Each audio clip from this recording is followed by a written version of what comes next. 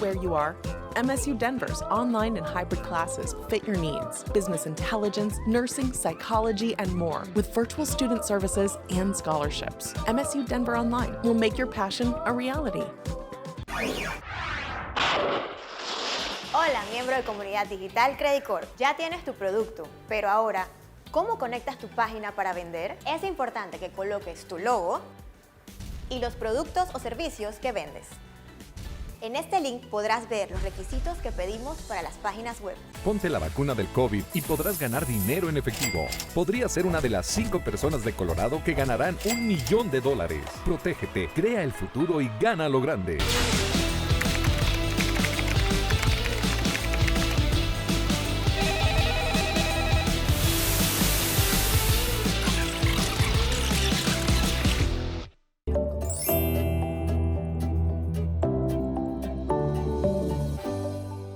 Bienvenido a este curso de desarrollo personal en el cual te voy a acompañar a lo largo de una serie de pasos para que seas capaz de liderar tu vida a través del autoliderazgo. Soy Alberto Apolo, soy emprendedor, comunicador, escritor, creador de contenidos. Llevo más de 10 años acompañando a personas inconformistas como tú en procesos de crecimiento personal y reinvención profesional. ¿Cuál va a ser la metodología del curso? Es un curso eminentemente práctico, también tiene parte teórica, pero es 100% efectivo, cuya estructura se divide en 5 módulos. El primer módulo sería de autoconocimiento, es decir, conocerte a ti mismo. El segundo módulo sería cultivar ese amor propio, es decir, mejorar tu autoestima. El tercer módulo sería realmente cambiar tu mentalidad, cambiar tu mindset, reprogramar tu mente. El cuarto módulo vamos a ver cómo descubrir tu propósito, esa razón de ser, ¿no? Para finalmente en el quinto módulo desatar tu potencial. ¿Cuáles son los objetivos del curso? Lo primero, conocerte, ¿no? Tener claridad, tener enfoque. Lo segundo sería recuperar tu confianza, tu autoestima, tu valía, confiar en ti. Lo tercero, tomar las riendas de tu vida. Lo cuarto sería aumentar tu motivación. Y lo quinto y último, vivir con plenitud. Al final, de lo que se trata y de lo que trata este curso es de que seas tú ese cambio que necesitas en tu vida, que seamos todos nosotros ese cambio que tanto necesita el mundo.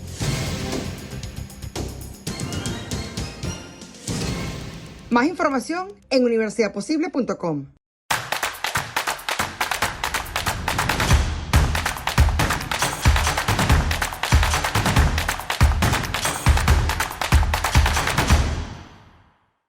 ¿Qué tal, amigos? Bienvenidos todos. Es como siempre un placer tenerlos aquí. Quiero pedirles una vez más que le den a la campanita, que le den un like a este contenido si les gusta, porque con eso nos ayudas a seguir creando contenidos como este. Así que a todos muchísimas gracias por el apoyo. Vamos rumbo a los 60,000. Así que gracias de verdad. Hoy en Hablemos pues tenemos a un personaje especialista en casos de corrupción en Venezuela y los mismos los ha ido documentando y exponiendo desde el año 2002. Vive en Europa hace ya muchísimo tiempo y a pesar de la distancia con su país de origen, los tentáculos del crimen organizado tocaron literalmente las puertas de su casa y bueno, le robaron muchísimas cosas, pero además amenazaron a su familia.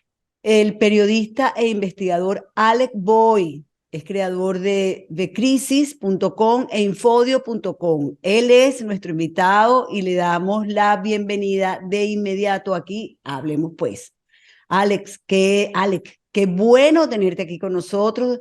De verdad que para mí es un logro, porque tenía tiempo tratando de ubicarte. Muchísimas gracias, Nitu, por la invitación y por, obviamente, darme esta oportunidad de conversar contigo. Yo creo que ha sido mutua la admiración del trabajo de ambos, porque yo también tengo muchos años siguiendo y las cosas que tú haces, tu trabajo y todo eso. Y había sido, pienso yo, que como que algo que tenía que ocurrir en algún momento en el tiempo, que nos encontráramos y que habláramos y nos conociéramos y compartiéramos ideas e información. Porque yo pienso que ambos tenemos la misma pasión por las cosas que suceden en nuestro país, a pesar de que ya no estemos en él. Y eso es algo que se mantiene a través del tiempo, sin importar dónde esté uno y qué esté haciendo uno en un momento específico. Entonces, bueno, te doy las gracias y de verdad que es un placer estar aquí contigo y con toda tu audiencia. No, gracias a ti de nuevo. Alec, tú me pediste que que no apareciera tu cara y yo dije que lo importante era tu voz. Así como lo importante ha sido hasta el año pasado, tus escritos. Y sé que has cedido Infodio, que es por donde te seguíamos, eh, a otro grupo, ¿no? Mm, De eso vamos a hablar, me lo vas a explicar más adelante, vamos a dejarlo mm, hasta ahí, mm, porque yo quiero comenzar por el principio. mm. Y es por qué tú decides en el año 2002, te decides a escribir sobre la corrupción en Venezuela. O sea, ¿qué fue ese detonante? ¿Qué fue lo que te impulsó a ti a decir, bueno, definitivamente, yo lo que voy a escribir es sobre la corrupción en Venezuela? Bueno, muy buena pregunta, te agradezco me la hayas hecho y la respuesta es muy sencilla y muy rápida. La primera visita de Chávez a Londres Así. ocurrió en octubre del 2002. En octubre del 2002 ya yo estaba en la universidad estudiando geología, porque mi plan era graduarme de geólogo y regresar a Venezuela a trabajar en PDVSA. Y bueno, me enteré que este señor venía invitado a un seminario de derechos humanos, a una conferencia organizada en el marco de un seminario de derechos humanos que se iba a celebrar en la Universidad de Oxford. No Mm. organizado por la Universidad de Oxford, sino organizado por uno de los colleges o centros de la Universidad de Oxford, que es el Centro de Estudios Sociolegales de la universidad. Entonces, cuando yo me enteré de aquello, yo dije, oye, no puedo creer, o sea, no puedo creer que este señor lo estén invitando a que hable en el marco de un simposio de derechos humanos sobre lo que está pasando en Venezuela. O sea, este señor es un golpista, este señor tiene las manos ensangrentadas, este señor se dio a conocer por las acciones que él tomó usando de forma, ¿sabes? Usando las Fuerzas Armadas, usando el ejército. Me pareció increíble. Mm. Entonces, bueno, me fui a Oxford con un amigo que trabajaba, un colega que trabajaba conmigo en aquel entonces, yo tenía un trabajo medio tiempo en un hotel.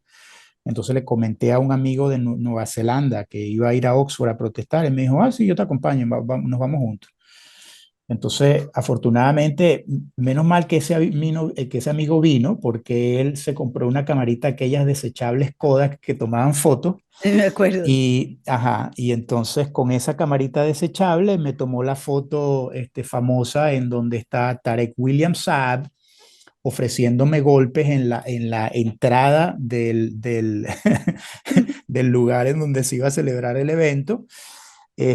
A un paso, digamos, del lado derecho de él estaba Roy Chatterton, Ay. Tania Díaz estaba al lado de él también gritando, todo, vociferando, toda como una enajenada.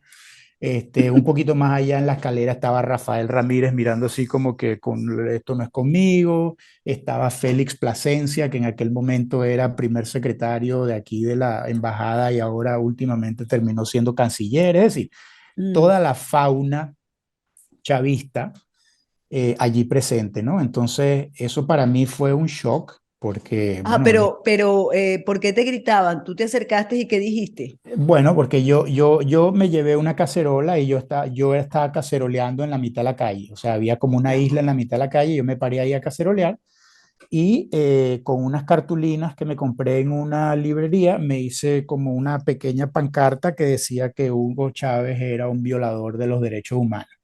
Y entonces con aquella pancarta me paré en la mitad de la calle a cacerolear solo. Y bueno, cuando empezó a llegar tú sabes, la caravana de jalabolas que rodean y viajan o viajaban con Chávez, porque Chávez jamás viajaba solo a ningún lado. Mm. Entonces empezaron a filmarme, empezaron a decirme, ya sabemos quién eres tú, te vamos a joder, tú sabes, las típicas amenazas de los Las, chavistas y las actitud típicas chavista. muestras de amor. Exactamente, Ajá. la típica actitud de un gobierno decente como el chavista. Sí, claro. Entonces, bueno, a mí me impresionó mucho todo aquello, ¿no? Porque yo, ya te digo, yo no había estado en Venezuela durante el paro, yo no estuve durante las marchas, o sea, yo no había nunca tenido, digamos, esa experiencia de confrontación Mm. con otros venezolanos, sencillamente porque, bueno, porque yo estaba protestando el que Chávez estuviera hablando en un simposio de derechos humanos. Entonces, eso fue lo que me llevó a decidir bueno, que había que de alguna forma explicarle al mundo que este señor no era alguien digno de ser invitado a ningún simposio de derechos humanos, que este tipo era un golpista, era un criminal, era, o sea, todas las cosas que todos sabemos de Chávez. Mm. Y bueno, afortunadamente ese día allí conocí a un muchacho venezolano que estaba también, hacía muy poco había llegado aquí. Me dijo en el tren de regreso, estábamos hablando, conversando y tal, y me dijo, "Oh, mira, yo soy bueno con las páginas web, podríamos registrar un website y, tú sabes, y entonces le tomé la palabra y le dije, listo, vamos a hacerlo. Entonces así fue como nació vcrisis.com a Mm. principios de noviembre del 2002. Y al principio, bueno, yo comentaba más bien sobre lo que estaba pasando a nivel de sucesos, ¿no? De los ataques de los chavistas, del panorama político y tal. Pero honestamente me cansé muy rápido de eso. O sea, me pareció que estar reportando sucesos o sea, como que no me aportaba nada y me parecía que era una pérdida de tiempo. Entonces yo dije, lo que hay que empezar a reportar es la gran corrupción en la que esta gente está involucrada. Pero tú tenías ya información de casos de corrupción, No, no, no, no, yo no tenía nada. nada. O sea, Ok. todo comenzó de forma muy fortuita.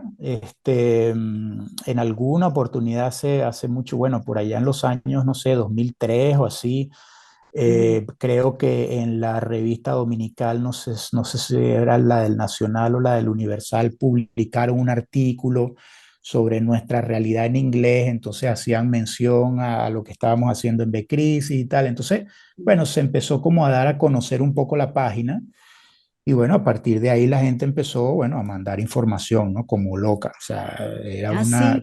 Sí, sí, sí, sí. O sea, las fuentes de información, que yo me imagino que es algo que tú habrás experimentado también en tu vida como periodista, tú das la cara y tú escribes ciertas cosas y después la gente empieza a contactarte a decirte, oye, mira esto, mira esto, mira esto. Y entonces a mí me llegaba mucha información.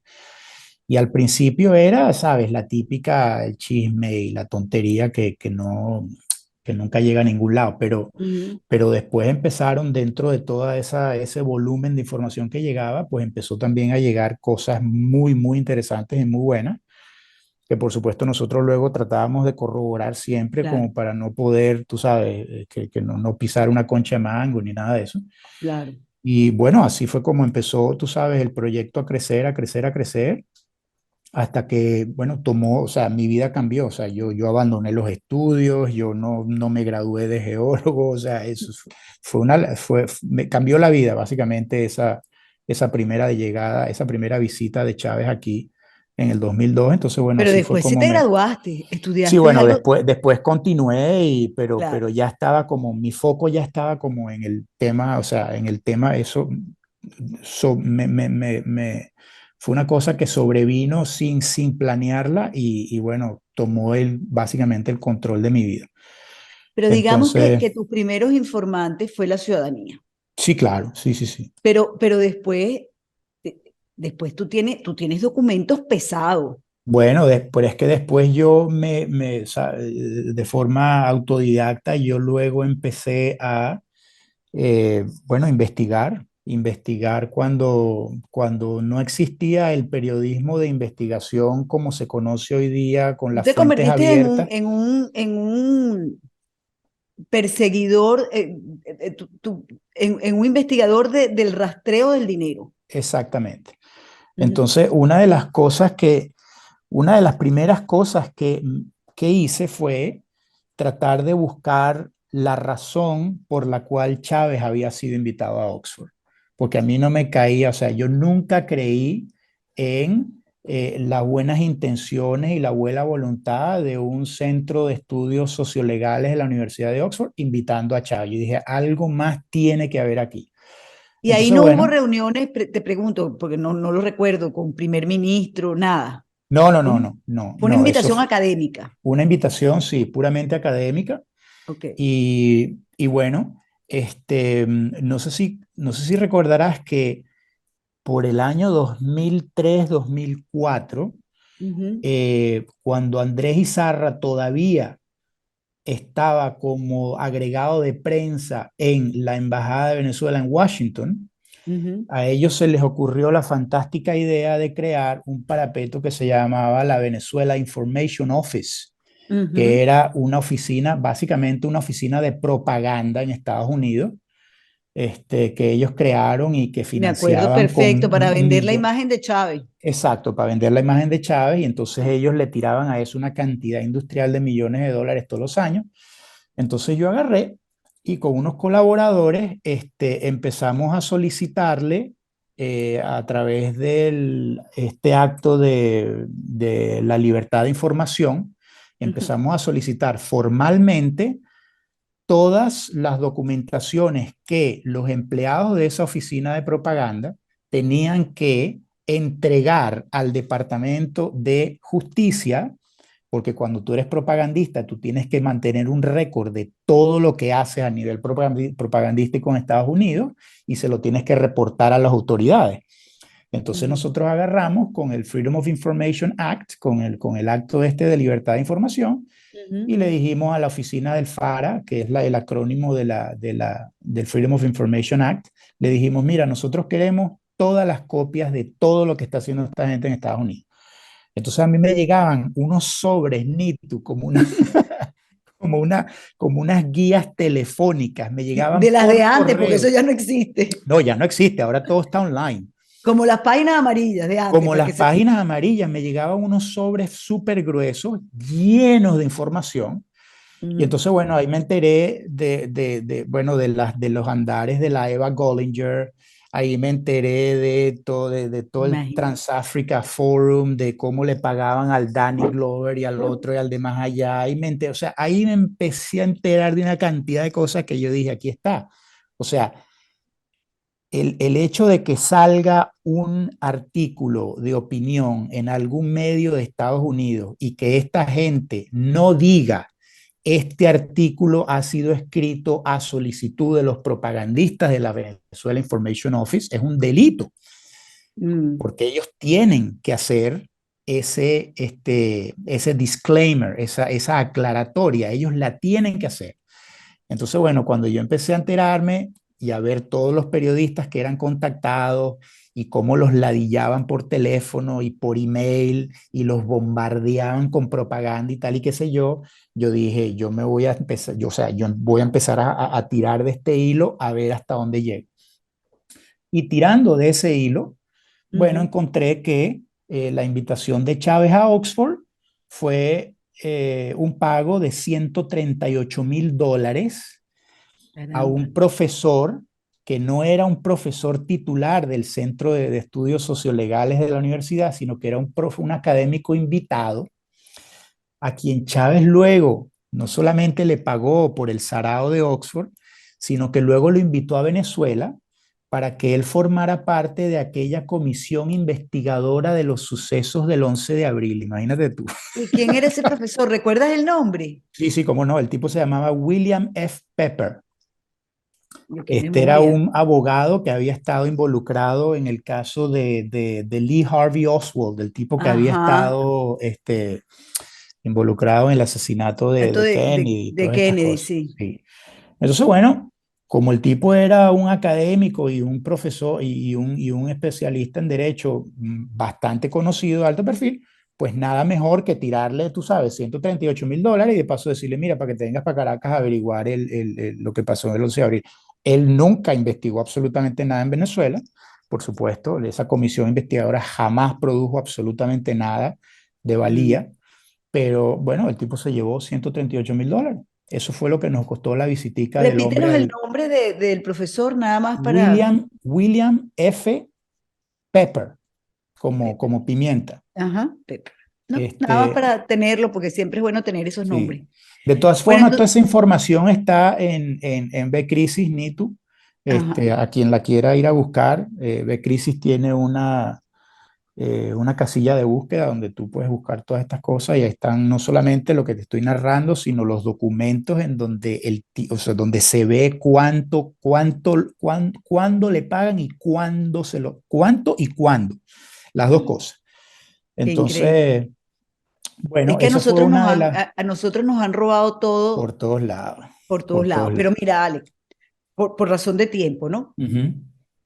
Yo me puse a oír algunas entrevistas que tú has hecho de radio, me puse a leer un poco y oí en alguna de ellas, que no me las oía completas tampoco porque son largas, ¿no? Este, oí en alguna de ellas que para ti Venezuela es el caso de corrupción más grande en la historia contemporánea. Sin duda, sí. Ajá, ajá. Y además, alguien me comentó, algún amigo común, que tú piensas que el caso más visible, o al menos quizás no el más visible, pero el más lesivo a los intereses de Ujú, Venezuela, ha sido el caso de Rafael Ramírez, ujú, manejando la industria petrolera. ¿Es cierto claro. eso? ¿Es así? Para mí, bueno, para mí sí, Nitu, Ok. por lo más, otra vez caemos en lo más básico y lo más evidente. Rafael Ramírez era al mismo tiempo ministro de Energía y Petróleo y presidente de PDVSA. Es decir, que él se tenía que supervisar a sí mismo. O Exacto.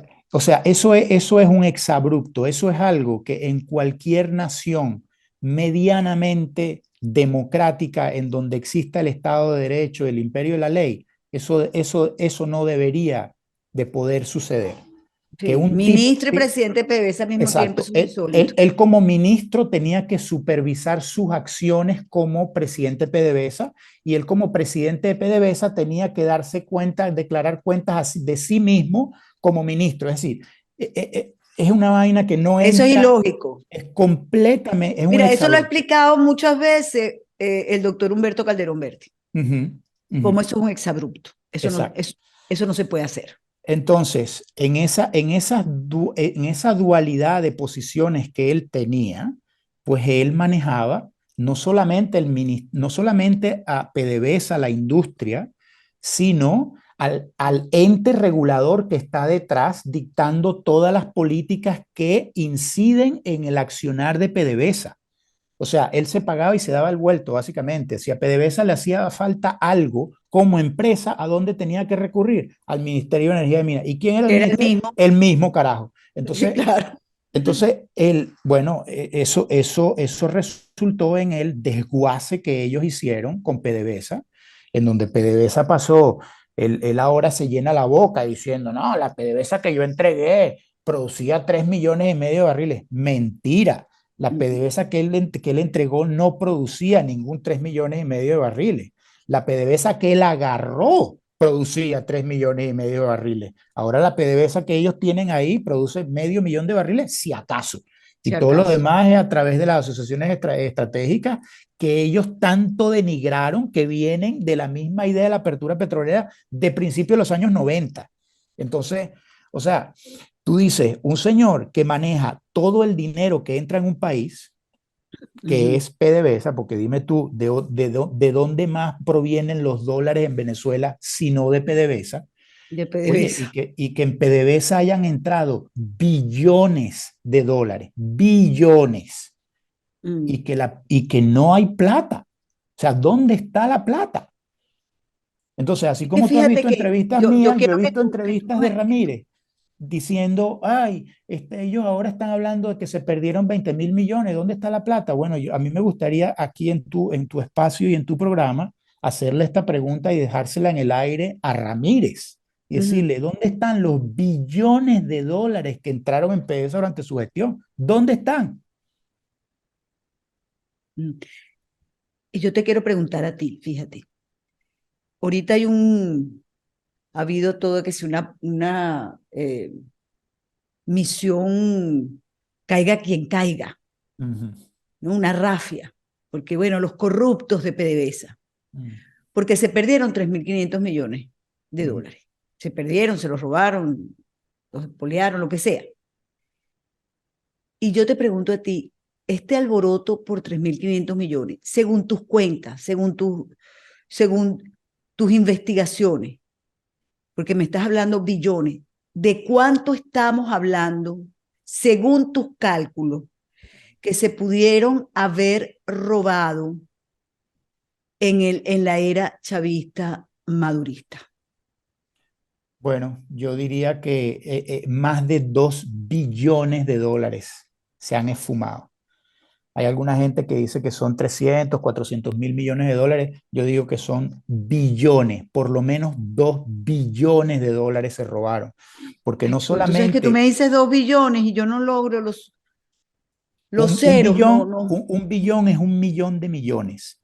Imagínate tú. Entonces, los cálculos conservadores de algunos que como yo también le han seguido la pista al tema de la corrupción, dicen que bueno, que 300 o 400 mil millones de dólares que han desaparecido de Venezuela. Yo diría que es 4 veces eso. Dios O sea, mío. eso no llega ni de cerca a lo que se han robado, a lo que han despilfarrado y lo que se ha desaparecido. Y la mejor manera de corroborar que ese dinero no existe es sencillamente vayamos y veamos cuánto tiene Venezuela al día de hoy en reservas internacionales. ¿Cuánto tiene Venezuela al día de hoy en activos internacionales? ¿Cuánto tiene Venezuela al día de hoy en producción petrolera? ¿Cuál es el Producto Interno Bruto hoy de Venezuela? Entonces, mira, el dinero se fumó. ¿Se fumó en dónde? Bueno, se fumó en Andorra, se fumó Tú sabes que el, yo no, es que me acabas de decir reservas, ¿cuántas son las reservas del país? Tú sabes que no tengo idea.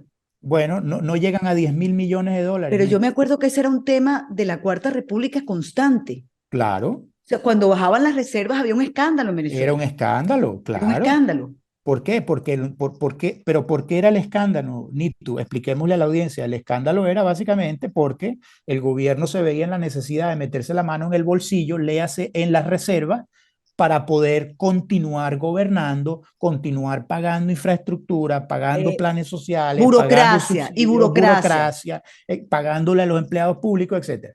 Entonces, oye, ahora hay menos de 10 mil millones de dólares en las reservas. Entonces, en un país en donde han entrado billones de dólares, ¿cómo se explica que nosotros tengamos menos de 10 mil millones de dólares de reserva? Mm. Es como que te entró 1 millón y te quedan 5.000 bolívares. O sea, ¿dónde está el resto de la plata? Bueno, que ¿Y, le pregunten, por y dónde ejemplo, está? Porque si no está si no tenemos activos, no tenemos activos. Cuando te hablan bueno, de Citgo, por ejemplo, no, el Citgo no es un activo que nos pertenezca ya, porque Venezuela le debe tanta plata, porque el otro tema gravísimo es que en esta vorágine de ingresos que presidió Rafael Ramírez al frente de PDVSA, al mismo tiempo el gobierno chavista se estaba endeudando a una velocidad increíble. Es decir, no les alcanzaba con la plata de PDVSA, sino que además endeudaron el país a 160 mil millones de dólares. Nosotros tenemos ahora 160 mil Dios aproximadamente mío, qué millones de horror. dólares de deuda que obviamente los que compraron esa deuda, porque en algún momento era buen negocio comprar la deuda venezolana, porque como Chávez recibía mucha plata por PDVSA, él era buena paga, entonces todo el mundo iba y compraba los bonos de PDVSA y todo el mundo iba y compraba los bonos de Venezuela. Entonces, bueno, ahora toda esa gente que compró esos bonos, que son tenedores legales de un instrumento financiero vendido o por Venezuela o por PDVSA, ellos quieren cobrar. ¿Dónde está la plata para pagarle a esa gente? ¿Dónde están los 160 mil millones de dólares que se necesita para pagar a esa gente? No están. Entonces, ¿tú sabes cuánto vale Citgo? Vale menos de 10 mil millones de dólares. ¿Tú crees que Por la Citgo es deuda que nuestra? hay sobre ella. Exacto. O sea, Exacto. tienen que vender Citgo 16 veces para poder pagar la deuda. Imagínate, y solo tenemos esa Citgo, que ya no Y se vale la 10 están mil millones. peleando. Bueno, Y exacto. O entonces sea, resulta que ahora parece que Capriles le dice al gobierno, o está negociando, cójanse Citgo, o nosotros entregamos Citgo, pero a mí me dejan participar en unas elecciones. Yo te digo sí, una bueno. cosa.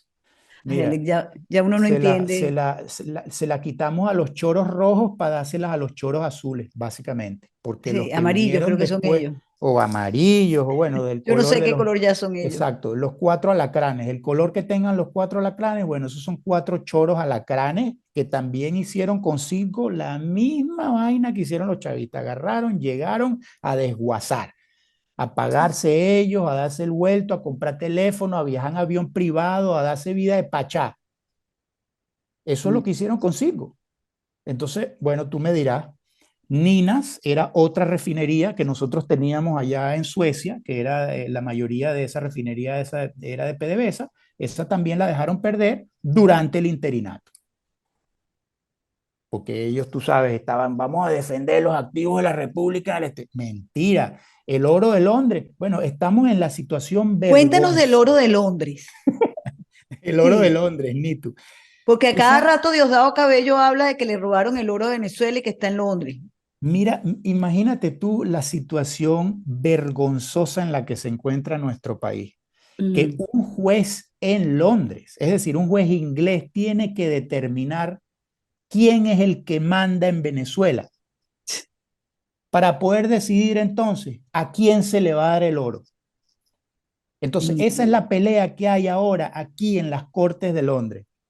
¿Quién es el poder en Venezuela? Evidentemente el que manda en Venezuela es Maduro. Maduro no ha dejado de mandar. El otro gafo, ese se paró allá en una calle y dijo, yo soy, yo soy, yo soy, pero ese no manda ni en su casa. Entonces, el que ha dejado, el que ha estado mandando siempre es Maduro. Entonces ellos llegaron y metieron un recurso aquí y dijeron, no, no, no, porque ahora como Guaidó es reconocido en 50 y pico de países, él es el que es tal. Entonces se lo vamos a dar a él tampoco se lo dieron. Entonces los otros apelaron, o sea, introdujeron otra demanda. Entonces, todo eso se está dirimiendo en cortes de este país. Imagínate tú la desvergüenza de tener que estar dirimiendo esas cosas aquí. ¿Por qué? Bueno, porque en Venezuela no hay ley, porque en Venezuela el Tribunal Supremo de Justicia jamás en la vida ha fallado en contra del gobierno, porque la gente va y entonces no tiene a dónde recurrir ningún tipo de decisión, ningún tipo de acto violatorio, nada, porque los tribunales hacen lo que No, Maduro en lo llama por Venezuela no hay teléfono. justicia. Exacto, no hay No, justicia. ningún tipo de justicia. Bueno, yo no quiero salirme todavía de PDVSA y yo quiero, Pero déjame agregar este punto ok, rápidamente. dale, dale, dale. En oro aquí no hay ni 2.000 millones de dólares, ¿ah? Ojo, o sea, Nada. no es que, ay, el oro de Inglaterra nos va a salvar. No, no, no. El oro de Inglaterra no va a salvar a nadie. El oro de Inglaterra no alcanza para un coño. El oro de Inglaterra no son ni 2.000 millones de dólares. ¿Y entonces qué se ha hecho con todo el oro de Venezuela? Bueno, ¿no te acuerdas que Chávez en alguna oportunidad dijo, aquí me están mandando una cantidad de oro? Él se llevó un poco de oro para allá, para Venezuela. Bojote, desde aquí. ¿Dónde Bueno, está ese oro? Bueno, y me imagino que un pregúntame. bojote de oro debe estar en Irán y otro bojote debe estar en Cuba. Bueno, Y, no exacto. sé. Habría que preguntarle a María Gabriela Chávez y a Rafael Ramírez cómo viven ellos Sí, no, y bueno, de qué. yo los veo que viven muy bien. Creo que No, Rafael es Ramírez vive en exacto. Mónaco incluso. Sí, sí, no, no. Bueno, yo te digo, vivir en Europa sin trabajar no es barato, ¿ah? No, en Y, ninguna parte. ajá, pero aquí menos. Solamente viven muy bien los chavistas. Exacto, Eh, exacto. Porque Entonces, aquí hay que bueno, echarle mucho pichón para ganarte $1 y reunido. así es.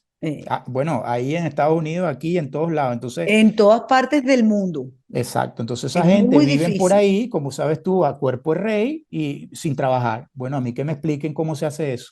Sí, a mí también me lo tienen que explicar. Mm. Mira, pero volviendo a lo que te quería preguntar. Yo quiero que tú me hables de la relación entre la corrupción de PDVSA y la estafa electoral venezolana.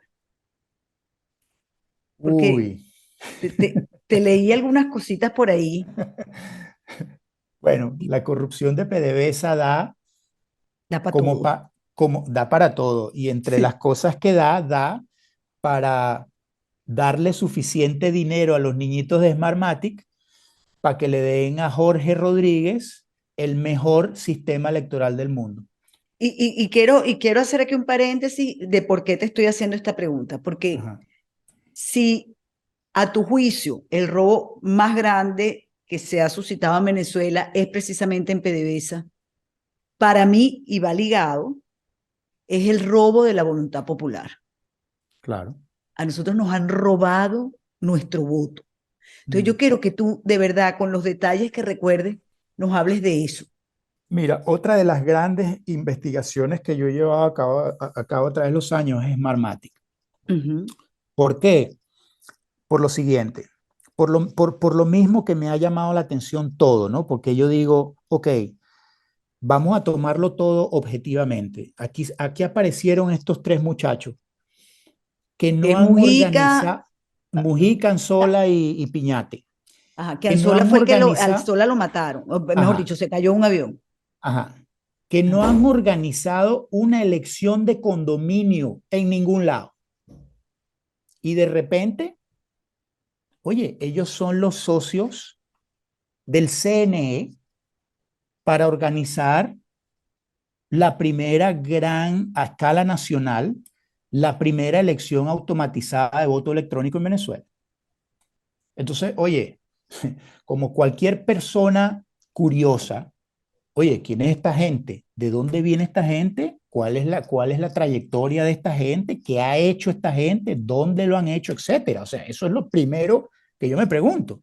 Ujú, Entonces, cuando yo empecé a hacerme esas preguntas, bueno, encontré que cuando ellos todavía no tenían ni la primera máquina, ni tú, ujú, de votación electrónica, a Italia se fue Jorge Rodríguez a comprarle a Olivetti ujú. unas máquinas de lotería que ellos luego adaptaron en Venezuela con software desarrollado en Venezuela por ellos, en teoría, para que esas máquinas se convirtieran en en las famosas maquinitas de Smartmatic que la gente empezó a utilizar en aquel entonces.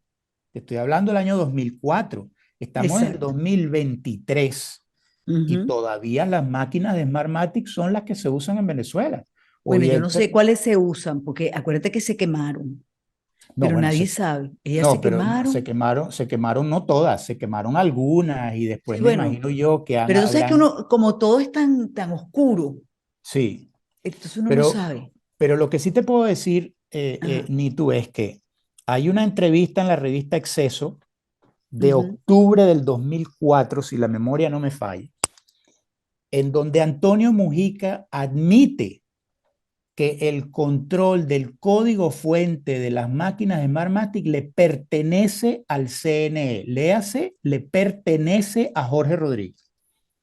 Que era el presidente del Consejo Nacional Electoral en ese momento. Que era el presidente del Consejo Nacional en ese No, en el momento. 2004 no, yo creo que él fue como en el 2006. No, en el 2004 él era uno de los 5 aquellos Es famosos. verdad, Ok. es Luego yo verdad. en el 2005 escuché a Jorge Rodríguez en una conferencia aquí en Londres decir que el CNE era autónomo desde el punto de vista tecnológico en todo lo concerniente a a la organización y celebración de elecciones en Venezuela. Autónomo, es decir, ellos son los dueños de todo. Y luego, el tercer punto, ya para terminar de corroborar de un todo este asunto, es Ujú. el famoso informe de la Unión Europea diciendo que a las máquinas del 2005, diciendo que el sistema electoral de Venezuela no ha sido auditado de forma independiente, puesto que el código, el software y todo, por razones comerciales, no puede ser auditado porque le pertenece al CNE. Eso está en un informe de la Unión Europea. Y entonces aquí estamos en el 2023 todavía discutiendo que si el CNE va a organizar las primarias en Venezuela, que si vamos a confiar en el CNE o no. Oye, en el CNE no hemos podido confiar nunca, No. nunca. ¿Por qué? Porque nadie sabe lo que pasa allá adentro. A pesar de lo que digan los expertos electorales de la oposición en Venezuela, nadie sabe lo que pasa allá adentro y nadie ha traído nunca a auditores a ver qué es lo que pasa allá adentro. Entonces, cómo se puede confiar en las elecciones en Venezuela? Nito. Ahora, fíjate, yo te leí ni siquiera es un artículo tuyo, es un artículo de Orlando Choa que te menciona Uh -huh, y que te menciona como el primero que investigó estas cosas, ¿no? uh -huh, Y él comenta allí, escribe allí, se hace una pregunta: ¿quiénes son los verdaderos dueños de Smartmatic? uh -huh, Y entonces la respuesta es una compañía registrada en Holanda con inversionistas venezolanos. Pero uh -huh. dice además Orlando Ochoa que tú seguiste la pista Sí, de Ámsterdam fuiste tú, Sí. y que conseguiste en la Cámara de Comercio de Ámsterdam que Smartmatic está domiciliada en una dirección tal que es la misma dirección de Chevron, Petroboscán y PDVSA, Ujú, que comparten instalaciones y dirección. ujú.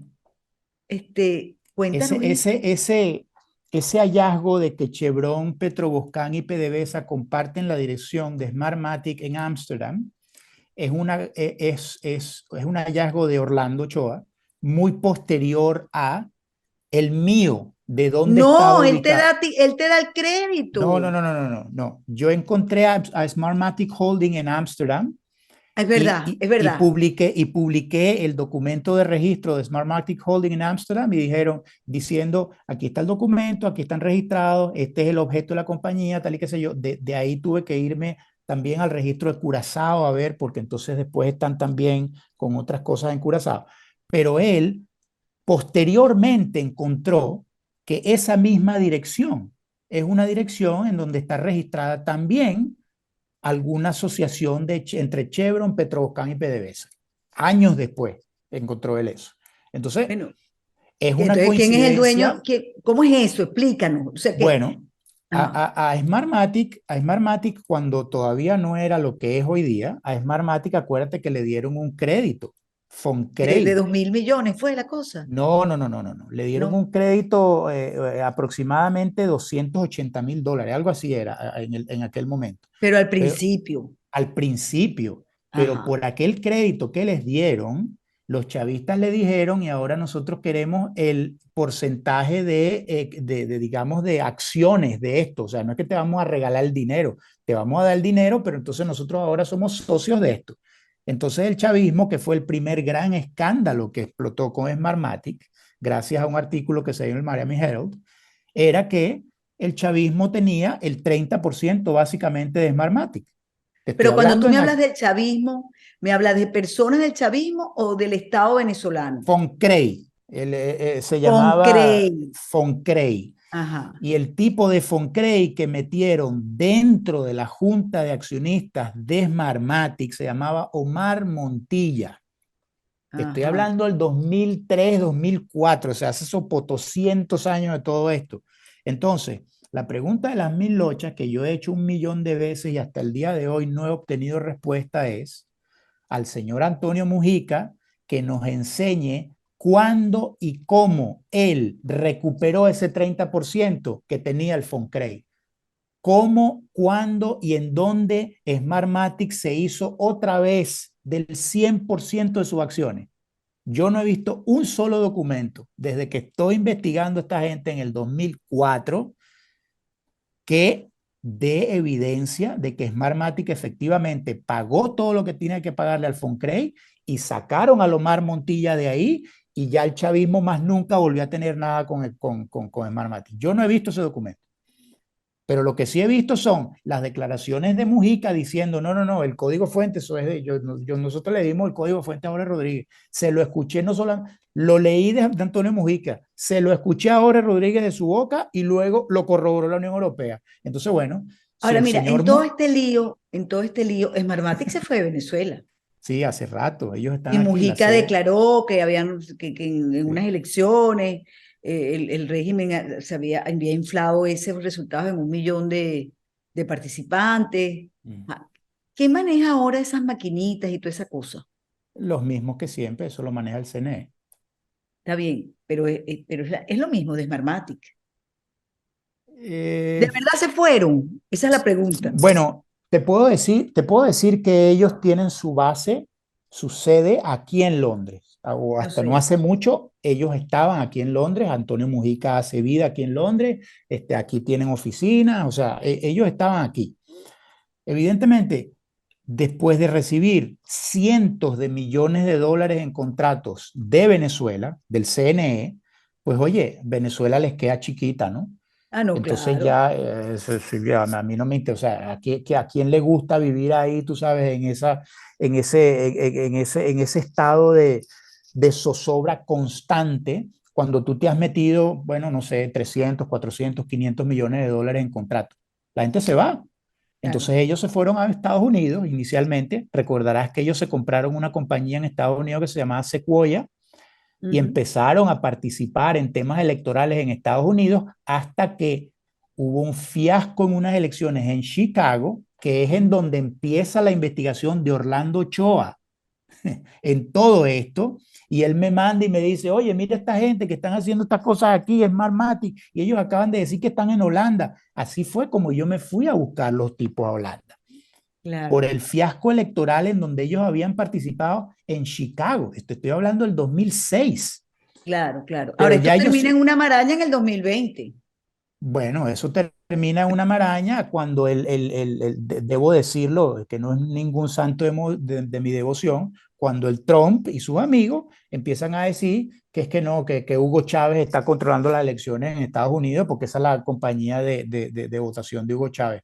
Oye, cuando tú eres presidente de una nación y tú haces ese tipo de comentarios, o cuando tú mandas digamos, a tus leguleyos a que hagan ese tipo de comentarios sin tener ninguna prueba luego para demostrar que ese es el caso, bueno, Smartmatic, déjame decirte aquí una primicia, Nati, Smartmatic le va a ganar a Fox News y le van a tener que pagar lo que pida. Smartmatic va a ganar. Por supuesto que van a ganar, por supuesto que van a ganar, porque ellos no van a poder demostrar que Smartmatic es propiedad del Estado venezolano, que es propiedad de Hugo Chávez. No lo van a poder hacer, que es la acusación que Smartmatic por la cual Smartmatic los está demandando. Entonces, ¿qué necesidad tenía Trump de ir a decir, o los amigos de Trump, o los creyentes y los seguidores de Trump, salir a decir, Smartmatic es propiedad de Hugo Chávez y del gobierno de Venezuela? ¿Dónde está la evidencia? Entonces, como ¿Y dónde está la tuvieron evidencia de que Smartmatic, de que el 30% no lo tiene Foncredit? ¿Dónde está también esa evidencia? bueno, yo no la he visto, como te decía hace un rato, yo no he visto en dónde está esa evidencia. Yo sí he visto la evidencia en donde Foncrey presta un dinero y he visto la Por eso te evidencia digo, o sea, y he visto la evidencia en donde Omar Montilla es parte del de, tren de- de- ejecutivo de del- Smartmatic, de la gerencia de la de compañía, la junta directiva. de la junta directiva. Esos documentos están, de hecho, están en el portal de Urru, de urru.org. Ahí están los documentos, cualquier persona los puede ir a ver. Los que sí no he visto nunca es, bueno, en el momento en que se saldaron las cuentas, oye, esos documentos no los ha visto nadie. En ninguna notaría de Venezuela, en ningún lado han visto esos documentos. Por eso sería bien bueno, a lo mejor en este juicio, Ojalá, ojalá, conseguirlos, ¿no? Que los muestren. ojalá que nos lo muestren. Ojalá Claro, que nos los muestren. así es. Porque si ellos ahora están por el mundo, tú sabes, dándose la de que ellos andan, tú sabes, hemos organizado no sé cuántas miles de elecciones en Venezuela, todas han sido declaradas limpias y transparentes. Limpias y transparentes, ¿por quién han sido declaradas? Vamos a empezar por los más básicos. Por Jimmy Carter. ¿Por quién más? Mm. Entonces, bueno, resulta que uno de los socios de Smartmatic, también debemos decirlo, Nitu, era, yo no sé si todavía lo es, pero era un señor que se Mm. llama Jorge Massa. Ese señor Ajá. Jorge Massa estaba casado con una hermana de Gustavo Cisneros. ¿Con quién se fue a reunir Chávez con Carter? Con Gustavo Cisneros. Ajá, justo antes del referendo revocatorio, ¿dónde se reunieron ellos? Te acordarás, allá en el Fuerte Tiuna. De ese día en adelante, más nunca Venevisión volvió a decir una palabra mala del chavismo. Es verdad, Ajá, lo ahí se recuerdo la dejo. perfectamente. Ahí se las dejo. Sí, señor. Oye, ya que me tocaste a Gustavo Cisneros, voy a cambiarte ahí. Gorrín. ¿Cuál es el papel de Gorrín. Gorrín? De Bueno, Raúl Gorrín Gorrín. en el chavismo. Raúl Gorrín, Nitu, para los que conozcan de historia política contemporánea en Venezuela, Raúl Gorrín es el nuevo Gustavo Cisneros. Raúl Gorrín es el tipo que tiene un dedo metido en cada torta. Raúl Gorrín es el tipo que tiene, tú sabes, empleados Estará a... feliz que se lo digas porque tengo entendido que eso era lo que él decía que él se iba a convertir. Estará encantado de esta declaración que estás dando. Bueno, yo hay que, bueno, al César lo que es del César, yo creo que lo ha logrado, porque es un tipo que ha logrado permear absolutamente al estamento opositor en Venezuela y es uno de los oligarcas, si no el de mayor confianza, uno de los de mayor confianza de la pareja maldita en Miraflores. Yo no quiero defender a nadie, porque de verdad Yo tampoco. yo no quiero defender a nadie. Pero la verdad es que Gustavo Cisneros heredó un canal, unas empresas de su papá. Pero Gorrín no heredó nada. No. Gorrín se le conoce como el tipo de la banda de los enanos, que hizo sus primeros platicas sobornando a la gente. Tal cual. Entonces hay una diferencia allí, sin querer defender a uno o el otro, ¿no? No, yo no lo decía en cuanto a lo legítimo del dinero, ojo. No, yo no sé. yo no lo decía en cuanto a lo legítimo, lo decía en cuanto a la malignidad dentro de la arena política de ambos. Porque Gustavo Cisneros Solo que uno también es de un... ellos, fíjate, repito, sin defenderlos, Mm, uno de ellos trabajaba en un país más o menos con democracia, habían ujú, leyes, sí. pero es que aquí actúa en la tiranía.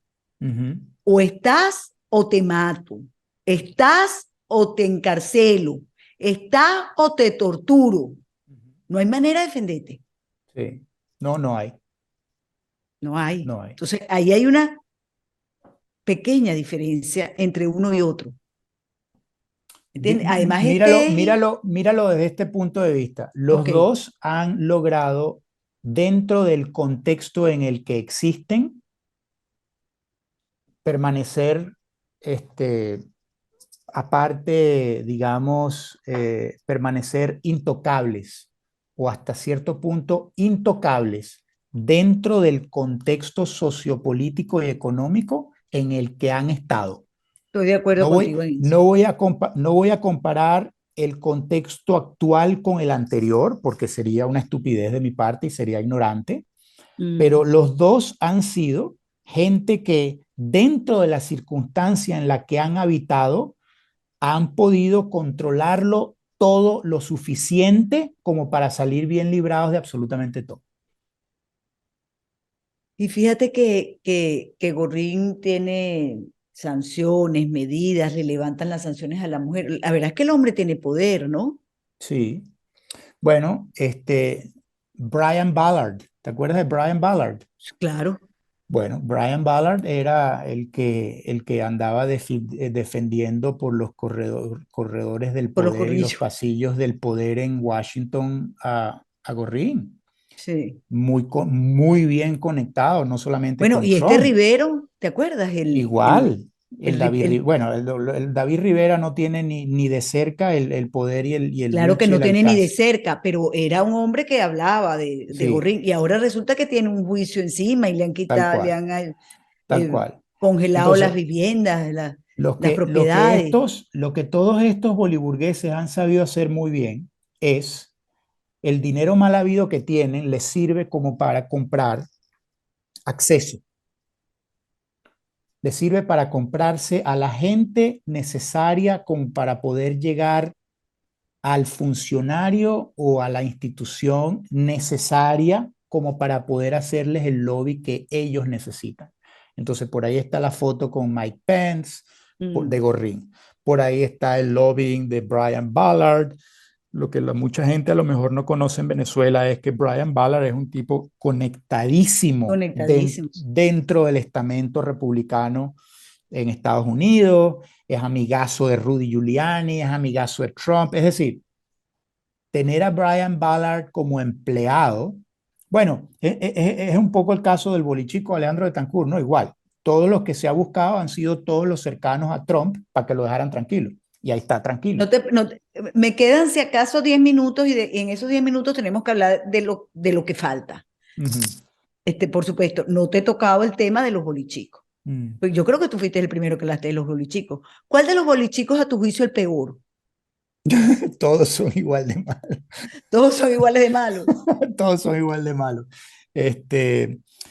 Yo creo que lo que pasa es que los bolichicos también me llamaron mucho la atención, porque a diferencia de Mujica, fíjate que Mujica agarró, se cogió los contratos y se fue y se fue calladito, y él no hace ruido, y él está por ahí, está tratando de, coño, de echar su empresa para adelante, y está tratando de conseguir contratos en otro sitio, de forma corrupta, legítima, como sea, él está tratando de echar para adelante en otro Es lado. un malandro que nos robó la voluntad a los venezolanos. Yo de verdad no lo perdono Exacto. para nada. Pero entonces estos otros tipos se cogieron mucho más billetes de lo que se cogió Mujica, pero entonces ellos luego, guapos y apoyados, se dedicaron a andar amedrentando a quien fuese y en donde fuese, a meter demandas en Estados Unidos, a meter demandas en primero en Nueva York, luego en Florida, andar amedrentando gente en Caracas, andar amedrentando gente en los bancos suizos en Suiza. O sea, ellos se han metido en peos legales en todos lados. Entonces, eso crea mucha roncha, Nitu. Pero han salido bien. Bueno, han salido Ahí bien hasta están. cierto, han salido bien y no han salido bien, porque Francisco Convit está enconchado en Venezuela, no puede salir de ahí. Él Es está verdad. ahí. Y bueno, ok, va para la rinconada y anda jugando caballo y tal, y tirándose la de que él es, tú sabes, Steve Jobs y todo lo que tú quieras, pero él está ahí, él está igual, él está como gorrín, él no puede salir de ahí, porque está temeroso de que en el momento que salga de ahí, le pueden meter los ganchos en cualquier lado. Y al otro, al Betancourt, aun cuando no lo han nombrado abiertamente todavía, Betancourt sabe, y porque sabe es la misma razón por la cual contrató a Rudy Giuliani, contrató a Dale y contrató a toda esa cantidad de abogados arrechísimos en Estados Unidos, porque él sabe que vienen por él, porque si no, tú no necesitas estar contratando a esa gente. O sea, si tú no tienes nada que temer, tú no necesitas estar diciéndole a Rudy Giuliani, oye, vente para la finca que necesito que me haga un favor y de paso te voy a pagar una platica aquí. Ni necesitas estar trayéndote al papá de Guaidó, ni necesitas estarle prometiendo vainas a Leopoldo López. Es decir, él sabe que vienen por él y porque lo sabe es porque es la razón por la ¿Tú de cual él verdad actúa. crees que ellos saben eso? Porque yo lo que veo es que los Estados Unidos, el Estados Unidos de ahora, liberó a los narcosobrinos. Sí, sí, bueno. Entonces, la verdad Este, es que ellos liberan, a nosotros nos choca mucho siempre o nos cuesta mucho siempre entender este concepto de justicia en los Estados Unidos. Primeramente porque los Estados Unidos son primero el único país del mundo que hace algo contra esta gente. A ellos no los joden en ningún otro lado, sino en Estados Unidos. Fíjate que en España están todos metidos y en España y no no les los tocan un extraditan. pelo. Y en la República Dominicana son dueños de la mitad de la isla y no les tocan un pelo. Y están en Panamá y están aquí. Es decir, Sí. ellos en Francia, en Suiza, en todos lados, hacen lo que les da la gana. Pero en Estados Unidos no. Pero entonces Estados Unidos, por un lado, los persigue y los indicia y los acusa y tal, y los pone en la lista de búsqueda y captura. Y por el otro lado, como dices tú, bueno, vamos a soltar a estos tipos y vamos a dejarlos que se vayan otra vez para Venezuela. Estaban sentenciados por droga, no por ninguna Estaban, pistolada. estaban sentenciados por droga. Y tú ves Entonces, que, por ejemplo, el tesorero el Tuerto Andrade, sí, sí, cómo no, se robó un realero, les hicieron un juicio por donde está señalado Gorrín y todo esto, pero a los 3 años, 4 años salió y le dejaron la sí, mitad de su real y sí, sí, porque él entonces, la supuestamente verdad es que está entonces colaborando. ellos estarán en esa onda también. Bueno, Sí. lo que yo te quiero decir que a veces a uno le suena este tipo que yo me imagino que les funciona, ¿no? A ellos. Ujú. Pero bueno, la enseñanza quizás sería un poco, roba, pero roba bastante. Exacto. Porque en el Sí, momento que te metas en un lío, tienes real para contratar abogados y para sí, sí. negociar. Yo no podría estar más de acuerdo contigo. Ese es el mensaje que ellos le están mandando ese es el mensaje que la justicia americana le está mandando al mundo. Cuando vayas a robar, roba billones para Mm. que tú puedas hacer lo que te dé la gana. No te vayas a robar un carro, ni un pan, ni no, no, no. Róbate cientos de millones de dólares y tú estás tranquilo. Esa es la realidad. Y oye, Exactamente. no solamente hay que hacer la salvedad. Eso no solamente es con los criminales venezolanos, con los criminales americanos es exactamente igual, y con los rusos, y con los chinos, y con los que sea. O sea, cuando tú te robas cientos de millones de dólares, no hay justicia en el mundo, ni tú, que te ponga en donde te tienen que poner. Y si te ponen donde te tienen que poner, es un ratico nada más, hasta que tú haces tu movida y tu cuestión, y entonces te dejan ir como hicieron con los narcosobrinos, como probablemente harán con Saab, etcétera, etcétera. Es decir, Ese no lo tocamos. ¿Qué sabes no, tú? Hay un canje en es puerta, hay una probable, negociación, ¿no? es probable que, bueno, los chavistas están desesperadamente tratando siempre de imponer la presencia de Saab y de condicionar el volverse a sentar a la mesa con la oposición sobre la base de que suelten a Saab y tal y qué sé yo. Entonces, a mí, honestamente, no me extrañaría que en cualquier momento canjen a ese tipo, lo manden para allá, lo suelten, no me extrañaría nada. No me extrañaría nada. Lo que sí me extrañó fue que hayan metido preso en Venezuela a Álvaro Pulido Vargas, al socio de Cuéntame, Saab. a mí también me pareció raro, cuéntame. Rarísimo, ¿Qué significa? rarísimo. ¿Cuál es el mensaje ahí? Oye, todavía no lo he podido descifrar. La verdad, no entiendo. Porque Bueno, la verdad es Maduro que no sabía, sabemos tampoco si está preso. bueno, exacto, a lo mejor nos lo enseñaron en la Braga Naranja y como me dijeron el otro día, oye, tú sabes que uno de los tipos de la Braga Naranja estaba almorzando en un restaurante fino otra vez en las Mercedes y cuando lo identificaron y pusieron la foto y tal, salieron a decir que ese era su hermano gemelo. Su hermano gemelo. Sí, sí. Bueno, que parece que sí es verdad que tiene un hermano gemelo que también es tan bandido como él. Eso dicen. Yo no sé, pues no los conozco. Tú sabes, yo no Bueno, conozco para mí toda esa es una gente desconocida. mira, Ahora, ya para terminar. de la Ajá, racía que no hemos hablado, para ajá. terminar, de la racía que no hemos hablado. Sí, sí. A mí me extrañó el arresto de Álvaro Pulido Vargas muchísimo, porque nadie me va a convencer que Maduro, Delcy y los demás no sabían quién era este señor y qué estaba haciendo. Y me ha sorprendido aún más, quizá, la supuesta huida a España del presidente de la Federación Venezolana de Fútbol, Jorge Jiménez, que es queridito de Delcy Rodríguez ¿Qué es y qué? que es amigazo de Delcy Rodríguez, es Ajá. panita de Delcy Rodríguez, es el que se fue, estuvo en Barajas reunido con Ábalos en el aeropuerto cuando Ajá. Delcy estuvo ahí, etcétera. Cuando las 40 maletas. Eso. Ok. Entonces, este muchachito, este es otro bolichico, este bolichico salió también de la nada y de repente el tipo está a cargo de hacer para PDVSA todo lo que hacían Alex Saab y Álvaro Pulido. Este es Jorge Jiménez. Este Jorge Jiménez. Ellos montaron una estructura en Malasia y ellos de la noche a la mañana empezaron a mover billones Mm. en exportaciones de petróleo. Mandaban el petróleo con barcos con el transponder apagado hasta Malasia, de Malasia los trasvasaban a otros barcos, los mandaban para China, en China cobraban la plata, Ah, ya, o ellos sea que aquí lo cobraban, que hicieron fue quitar unos y poner otros. Qué cosa, bueno, ¿no? pero claro, o sea, acuérdate que el Quito departamento los de Tarek y meto los de Delcy. no, todos eran de Tarek y de Delcy, Ah, todos eran de Tarek y de Delcy. claro, eso es lo ¿Y por qué se cómico. dividen? ¿Por qué? Bueno, Porque Saab y Pulido son gente de Maduro, pero los que vinieron atrás, pero los que vinieron detrás de él, después de ellos, son de Delcy y de Tarek. El Jorge Jiménez este es de Delcy y de claro, Tarek. Porque acuérdate que el que mandaba ahí también era el coronel que ahora se me escapa el el que nombre, metieron preso el que también. metieron preso, ese era el que mandaba ahí, entonces anotaba todos los despachos de petróleo en una papeletica y tal y qué sé yo. Pero la pregunta es, ¿por qué se pelean Delcy y Tarek? Porque lo que hablan, el hermanito de Delcy, su Ujú. gemelo de Tarek, es horrible. Bueno, O sea, ¿será que ¿quién le quedaron debiendo? es que le robó, le tumbó unos Yo reales? creo, sí, es probable que Tarek le haya robado una plata y los tipos se arrecharon. Es probable.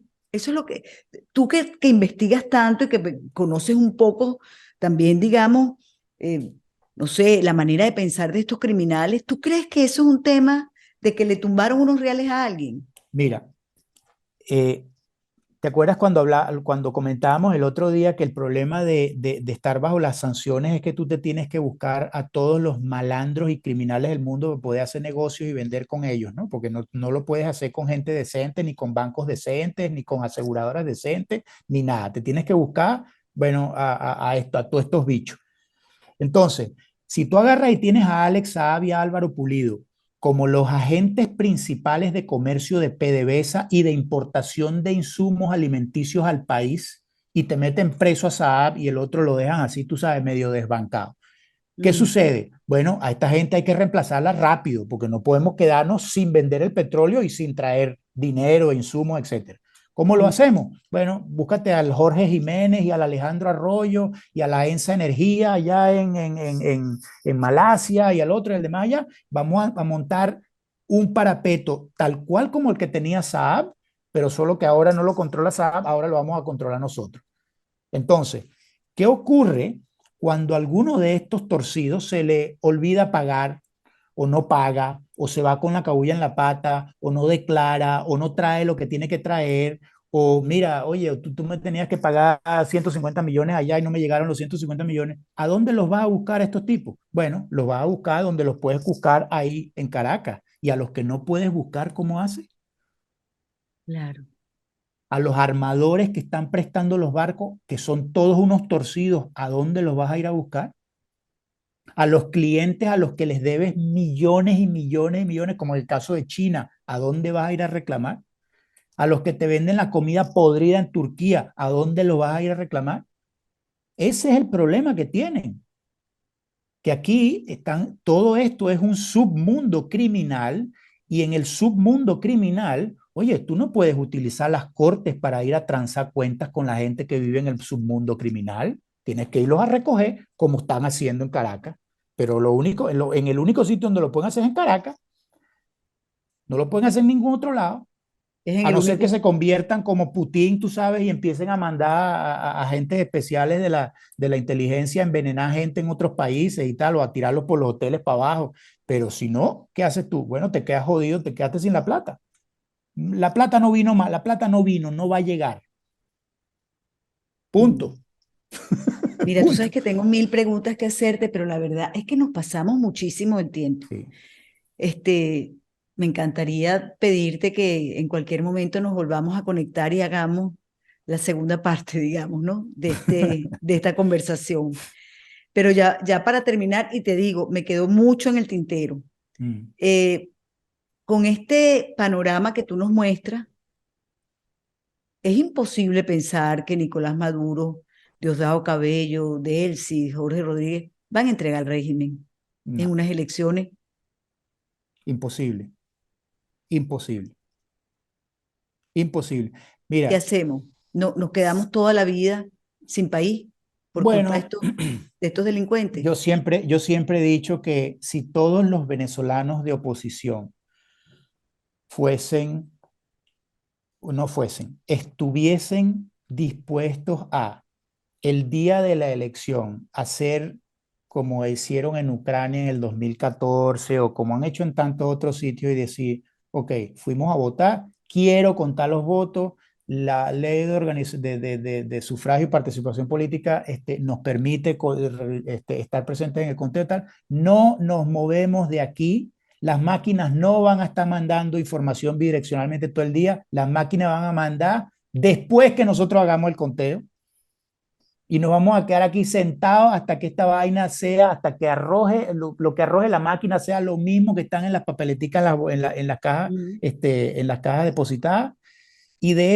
Pero eso tiene que pasar, Nitu, en todos los centros de votación del país. Eso no puede pasar solamente en Chacao, Altamira, Los Palos Grandes y el Cafetal. No, Eso pero es que tiene yo a que veces pasar en creo todos que lados. Caracas, Altamira, el Cafetal, ahí está Fuerza Vecinal, ahí no va a pasar. Bueno, O sea, pero, pero, estamos pero, equivocados Pero de lugar. Nitu, acuérdate que en la Venezuela rural, coño, hay 7, 8 millones de votos que nadie vigila, que nadie ve, que Claro. nadie sabe qué es lo que está pasando ahí. Entonces, ahí es donde hay que dar la batalla. Es ahí. Hay que quedarse ahí, hay que mandar gente Claro, lo para que esos pasa sitios. también, Alex, es que ahí no hay Estado. Ahí, esos son zonas tomadas por el Esas son zonas ELN, tomadas. la disidencia de la Y FARC, el crimen organizado. exactamente. Y después Es que muy tú, difícil. es Lo muy que está, lo difícil. que, Es muy difícil. Y después que tú hagas eso, si acaso eres exitoso, bueno, ¿quién tiene todas las armas? ¿Quién tiene el crimen organizado de su lado? ¿Quién tiene todo el dinero? ¿Quién tiene todas las cortes? ¿Quién tiene todo? Es decir, aún ganando una elección de calle, ese es el primer paso de una larguísima y larguísima batalla para que estos tipos se vayan del poder. Ellos no se van a ir de ahí así nomás. Y claro. ya vimos que tener el apoyo de 60 países a nivel internacional no cuenta. Eso adentro, a lo No, interno. hubiese contado si hubiésemos tenido otro interino. Pero como lo que teníamos era un candidato presidencial y no un interino, eso Yo no también es estoy, verdad. O sea, yo no estoy, sí, no, estoy de acuerdo en tu apreciación en cuanto al interino en lugar de candidato presidencial, pero oye, el problema en Venezuela hay que resolverlo adentro de Venezuela. No se no va a estamos de resolver en acuerdo. Washington, en Madrid, ni en Bogotá, ni en México. Ellos pueden ayudar si Ellos, quisieran, sí, bueno, ellos pueden ayudar, tú sabes, si con quisieran, pero yo si no sé si han quisieran, querido. con sanciones o pudieran ayudar con, tú sabes, juicio, pero es todo muy limitado lo que se puede hacer afuera, Claro, Nitu. tenemos, La cuestión es adentro. Entonces, ¿cómo fuerzas tú un cambio adentro? Bueno, tiene que ser, bueno, como pasó con Pérez Jiménez, el país entero se tiene que tirar para la calle claro. y luego ligarla de que estos vayan a reaccionar de la misma forma y se vayan a montar con sus maletas llenas de dinero en su avioneta en la Carlota y se vayan a ir. Yo no creo que lo vayan a hacer porque saben, ninguno quiere ir a vivir para Cuba, ninguno quiere ir a vivir para Turquía, en Rusia hace mucho frío y ¿quién coño quiere ir para China? Alec, me encantó conversar contigo, de verdad. Igualmente. Muchísimas gracias. Ya sabes, en cualquier momento nos tenemos que volver a conectar, ¿sí? Ok, es un Pero gracias de placer. verdad. Creo que después habrá que hacer un programa como de caso por caso, Hay que porque destilar esto, vamos a ver qué dice, qué te comentan los oyentes. yo A estoy lo mejor, convencido que a muchos les va a encantar, de verdad que a sí. lo A otros mejor. no les va a gustar, Bueno, pero a la bueno, mayoría sí. Gracias, esperemos. Alex, de verdad, Pero por esta conversación. Bueno, muchísimas amigos, gracias a ti. nos pasamos un Muchi- rato, ¿no? muchísimas gracias a ti. Te mando un fuerte abrazo a ti, a todo tu equipo y sigue ahí. Gracias, Alex. Igual. Yo sé que has dicho, oye, eso no te lo pregunté. Ahí está, no te lo voy a preguntar. ¿Por qué te fuiste de Infodio? Eso es para el próximo programa. El próximo. Amigos, hasta el próximo Hablemos pues.